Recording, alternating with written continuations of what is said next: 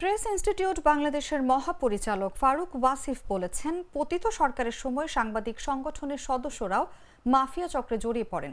এটি সংস্কার করতে হবে। মাফিয়া চক্রকে আর সুযোগ দেওয়া যাবে না। কাজ করার ক্ষেত্রেও আরও সতর্ক থাকতে হবে।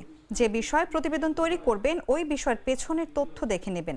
আজ সকালে চাঁদপুর প্রেস ক্লাব মিলনায়তনে চাঁদপুর সাংবাদিকদের জন্য মোবাইল সাংবাদিকতা বিষয়ক 3 দিনব্যাপী প্রশিক্ষণের উদ্বোধন অনুষ্ঠানে তিনি কথা বলেন।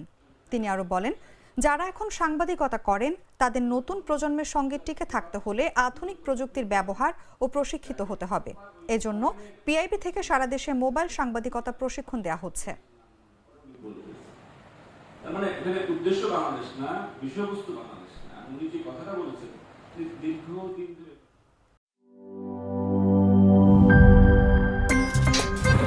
আমার একটা স্মার্ট সিদ্ধান্তে 25% গ্যাসের খরচ কমেছে। ভাবছেন কিভাবে? সাধারণ গ্যাস স্টোভ বদলে আমি এনেছি আরএফএল গ্যাস স্টোভ। এর সাইন্টিফিক নজল ও ব্রাস বার্নার ক্যাপ সমানভাবে তাপ ছড়িয়ে রান্না করে দ্রুত। তাই গ্যাসও বাঁচায় 25%, টাকাও বাঁচে 25%। আরএফএল গ্যাস স্টোভ নিরাপদ ও গ্যাস সাশ্রয়ী।